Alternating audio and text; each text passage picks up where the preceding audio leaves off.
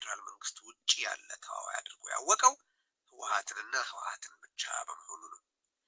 የፌዴራል መንግስት በሰነዱ መፈረምም ሆነ በአፈጻጸሙ ዙሪያ የሚያደርጋቸው ማናቸውም ግንኙነቶች፣ ንግግሮች፣ ምክክሮች ወዘተ ከህወሓትና ከህወሓት ጋር ብቻ መሆኑን ሰነዱ በግልጽ ያሳያል። ሁለተኛ፣ ከዚህም የተነሳ በሰነዱ ላይ የኤርትራን የኢትዮጵያንና የኢትዮጵያ ልዩ ልዩ ክልሎችን መደበኛ እና ኢመደበኛ ኃይላት ሲፋለም የነበረው ሰራዊት የህወሓት ታጣቂ ተብሎ ተገልጧልና ነው። በመሆኑም ይህ ስምምነት ሊሰራ ይችላል፣ ጊዜና እድል ይሰጠው የሚል ማንም ሰው ውሉን ተቀብሎ የትግራይን ሰራዊት ህልውናን ክዷልና የትግራይ ሰራዊት የሚባል አለመኖሩን አምኖ ተስማምቷል። ይህ ስምምነት ሰላም ያመጣል የሚል አቋም መያዝ መብት ነው። እንደኔ ላለው ጦርነትን በወጥነት በብርቱ ለተቃወመ፣ በዚህም ሳቢያ በጦርነቱ ፖለቲካዊ፣ ኢኮኖሚያዊና አገራዊ አንድምታዎች ላይ እንጂ በጦር ሜዳ ውሎ ላይ ከቶ ትኩረት ላላደረገ፣ የትግራይ ህዝብ የምሩን እፎይ እንዲልና ወደ ተለምዷዊ ህይወቱ እንዲመለስ በብርቱ ለሚመኝ፣ እውነተኛና ዘላቂ ሰላም እንዲሰፍንለት በእጅጉ ለሚናፍቅ፣ ነገር ግን ይህ የፕሪቶሪያ ሰነድ የትግራይን ህዝብ ጨፍጫፊዎች የመግደልና የመፈናቀል ውጥናቸው በአነስተኛ ጥረት ክፍያና ወጪ እንዲፈጽሙት ሊያመቻችላቸው ካልሆነ በቀር የምንጓጓለትን ሰላም እንደማያመጣ ለምናምን ወይም ለማምን ለንደን ላለ ሰው እዚህ ርዕዮት ላይም ሆነ ሌላ ቦታ ስምምነት ተብዬው እንዴት ሰላም ሊያመጣ እንደሚችል ቢያብራሩልን ደስታውን አልችሉም። ነገር ግን ይህ ሰነድ ሰላም ያመጣል የሚል አቋም ማራመድ ማለት ጦርነቱን የጀመረው ህወሓት ነው ብሎ ማመን መሆኑን፣ ምክንያቱም ግጭቱ ኖቨምበር 3 2020 ላይ ተጀምሯል ስለሚል ውሉ በአሁኑ ወቅት በምርጫ ማንዴት ያገኘ የትግራይ ክልላዊ መንግስት ብሎ ነገር የለም ማለት መሆኑን፣ በትግራይ ላይ የተፈጸመው ግፍ ጄኖሳይድ አይደለም ብሎ ማለት መሆኑን፣ በትግራይ ህዝብ ላይ የተፈጸመው ማለቂያም መስፈሪያም አልባ ወንጀል በገለልተኛ አካል እንዲጣራና ፍትህ እንዲያገኝ አልፈልግም ማለት መሆኑን መገንዘብ ይገባል። ይህን ነገር ትኩረት እንዲሰጥበት ስለምፈልግ እንደገና ላነሳው ፈልጋለሁ።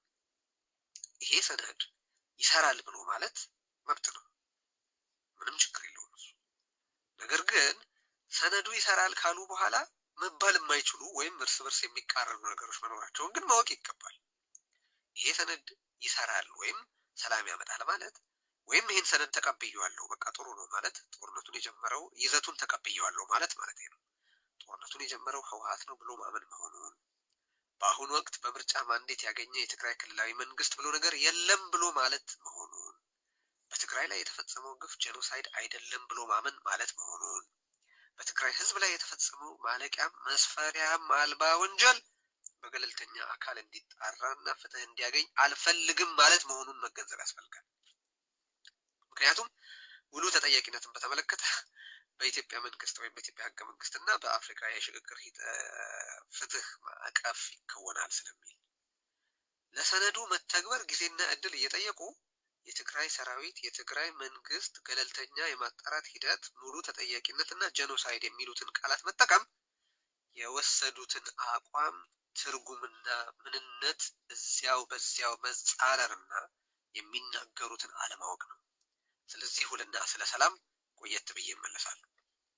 ሶስተኛ፣ በስምምነቱ መፈረምም ሆነ አፈጻጸም ላይ እየተሳተፉ ያሉት ወታደራዊ አዛዦች የህወሓት ጀነራሎች አይደለንም አላሉ።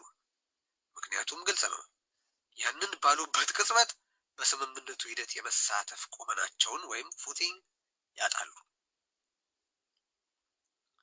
እነኚህ በመገናኛ ብዙሃን ይህ የህወሓት ጀነራሎች የሚል ሀረግ ጥቅም ላይ እንዲውል ምክንያት ከሆኑ ጥቂት በርከት ያሉ ምክንያቶች መካከል ሊጠቀሱ የሚችሉ ናቸው። ነገር ግን የገለጻና የመጠሪያ ሀረጋት ጉዳይ በዚህ ሰነድ ሳቢያ ተጠናክረው ከሚቀጥሉና እስካሁንም በትግራይ ህዝብ ላይ ከደረሰው መከራ አንጻር ሲታይ የትግራይ ህዝብ መከራዎች አኳያ ሲታይ ፈጽሞ የማያሳስቡና ኢምንቶች ናቸው።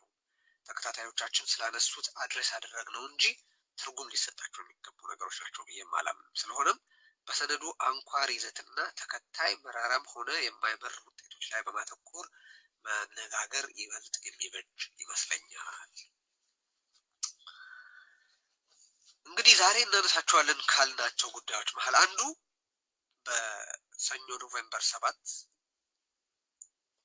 የማነ ገብረ መስቀል ያሰፈረው የኤርትራዊ ማስታወቂያ ሚኒስትር ያሰፈረው የአጭር የትዊተር መልእክት ነው። ነገራችን ላይ ቀጥሎ የምንነጋገርበትም ደግሞ ከዚህ በኋላ የምንነጋገርበትን የአቶ ጌታቸው ረዳ የትዊተር መልእክትም የተሰራጨው በዛው አቶ የማነ ገብረ መስቀል ይህንን መልእክት ባሰራጨበት ዕለት ነው።